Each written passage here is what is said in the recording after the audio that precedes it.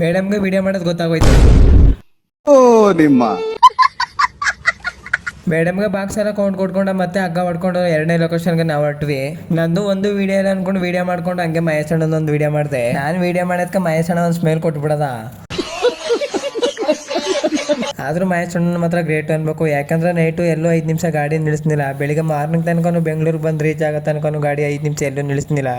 ಒಂದೇ ಸಮ ಗಾಡಿ ಓಡಿಸ್ಕೊ ಬಂದ್ರು. ಕೆಲವ್ರು ಹೇಳ್ತಾರೆ ಡ್ರೈವರ್ಗಳು ಗಾಡಿ ಸೋಕಿಗೆ ಮಾತ್ರ ಓಡಿಸೋದು ಅಂತ. ಡ್ರೈವರ್ಗಳು ಪ್ರತಿಯೊಬ್ಬರಿಗೂ ಒಂದೊಂದು ಕಷ್ಟ ಇದ್ದೇ ಇರುತ್ತೆ.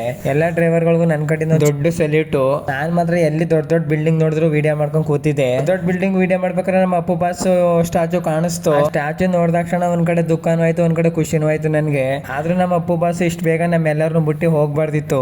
ಇಷ್ಟಪಡೋರು ಕೋಟಿ ಜನ ಇದಾರೆ ಕಣೋ ಹೊರಗಡೆ. ಬೆಂಗಳೂರಲ್ಲಿ ನಮ್ಮ ರಾಯಣ್ಣನ ಫೋಟೋ ನೋಡಿ ಇನ್ನ ಖುಷಿ ಆಗೋಯ್ತು. ಈ ನಾಡ ಮಗನಾಗುತ್ತ ಆಸೆ ಪಡ್ತೀನಿ. ಇಲ್ಲೊಬ್ರು ಅಕ್ಕ ಕಾಲ್ ಮ್ಯಾಕ್ ಮಾಡ್ಕೊಂಡು ತಲೆ ಕೆಳಗೆ ಮಾಡ್ಕೊಂಡು ನಿಂತಿದ್ರು. ಅಕ್ಕ ಯಾಕಕ್ಕ ಹಿಂಗ್ ನಿಂತಿದೆ ಅಂದಿದ್ಕ ಅಕ್ಕ ಒಂದ್ ಮಾತು ಹೇಳಿದ್ರು. ಅಕ್ಕ ಇರ್ಲಿ ಹೇಳಕ್ಕ, ನಾನು ಯಾರಿಗೂ ಹೇಳಲ್ಲ ಅಂದೆ. ಅಕ್ಕ ಕೊನೆಗೂ ಹೇಳಿದ್ರು, ಹುಡುಗಿಯರಿ ಯಾವತ್ತು ಉಲ್ಟಾನ. ಆಗ ನಿಮ್ಮನ್ನ ನೋಡಿದ್ರೆ ಗೊತ್ತಾಗುತ್ತೆ ಬಿಡಾಕ ಅಂತ ಅಂದೆ. ಅಕ್ಕನ ಮಾತು ಕೇಳ್ಕೊಂಡು ಮುಂದೆ ಬಂದ್ರೆ ಫುಲ್ ಟ್ರಾಫಿಕ್. ನಮ್ಮ ಮುಂದೆ ನಿಂತಿರೋರ್ಗೆ ಅಣ್ಣ ಟೈಮ್ 11 ಗಂಟೆ ಆಯ್ತು, ತಿಂಡಿ ಮಾಡಿಲ್ಲ, ಜಾಗ ಬಿಡೋಣ ನಾವು ಹೊಂಟೈತೀವಿ ಅಂತ ಅಂದೆ. ನಾವು ತಿಂಡಿ ಮಾಡಿಲ್ಲ, ಸುಮ್ನೆ ನಿತ್ಕಪ್ಪ ಅಂತ ಹೇಳಿದ್ರು. ಆಯ್ತು ಬಿಡೋಣ, ಹೊಡಿಬೇಡ, ಆಯ್ತು ನಿತ್ಕತೀವಿ ಅಂತ ಅಂದೆ.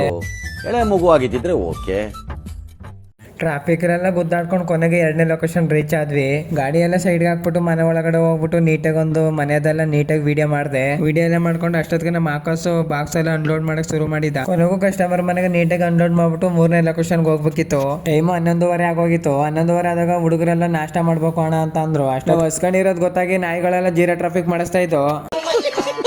ಮೈಸೂರಿನ ಕೊನೆಗೆ ಓಡ್ಲಿಕ್ಕೆ ನಿಲ್ಲಿಸ್ಬಿಟ್ಟು ದಾವಣಗೆರೆ ಬೆಣ್ಣೆ ದೋಸೆ ಕರ್ಕೊಂಡೋಯ್ತು. ದಾವಣಗೆರೆ ಬೆಣ್ಣೆ ದೋಸೆಲಿ ಎಲ್ಲ ಬೆಣ್ಣೆ ದೋಸೆ ತಿನ್ಕೊಂಡು ಹಂಗೆ ನಮ್ಮ ಜರ್ನಿ ಮತ್ತೆ ಸ್ಟಾರ್ಟ್ ಮಾಡೋದು. ತಿಂಡಿ ಎಲ್ಲ ಮುಗಿಸ್ಕೊಂಡು 3ನೇ ಲೊಕೇಶನ್ಗೆ ಹೋಗ್ಬೇಕಿತ್ತು. ಲೊಕೇಶನ್ ಆನ್ ಮಾಡ್ಕೊಂಡು ನಮ್ಮ ಜರ್ನಿ ಮತ್ತೆ ಸ್ಟಾರ್ಟ್ ಮಾಡೋದು. ಕೊನೆಗೂ ಐಟಮ್ ಕೊಡ್ಬೇಕಾಗಿರೋ ಲ್ಯಾಂಡ್ಗೆ ರೀಚ್ ಆದ್ವಿ. ಯಾವ್ದಪ್ಪ ಈ ಕಂಪ್ನಿ ಅಂದ್ರೆ, ಈ ಕಂಪ್ನಿ ಹೆಸರು ಲಾಸ್ಟಲ್ಲಿ ಹಾಕ್ತೀನಿ. ದಾವಣಗೆರೆ ಬೆಣ್ಣೆ ದೋಸೆ ತಿನ್ಬಿಟ್ಟು ಯಾಕಿರ್ಲಿ ಹಿಂಗೆ ಕೂತಿದ್ದೀರಾ ಅಂದಿದ್ಕೆ ಇವಾಗ ಹಿಂಗೆ ಹೇಳ್ಬಿಡದ.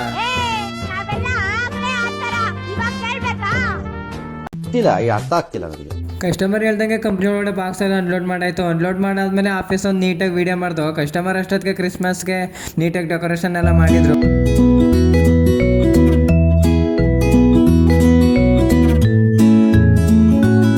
ಕೆಲಸ ಎಲ್ಲ ಮುಗಿಸ್ಕೊಂಡು ನಾವು ಬಂದಿದ್ದು ಮೆಟ್ರೋ ಸ್ಟೇಷನ್ಗೆ ಬಂದು ವಿಡಿಯೋ ಎಲ್ಲ ಮಾಡ್ಕೊಂಡು ಟಿಕೆಟ್ ತೊಗೊಳಕ್ ಹೋಯ್ತೀವಿ. ಟಿಕೆಟ್ ಕೊಟ್ಟಿನ ಟೋಕನ್ ಕೊಟ್ಟರು.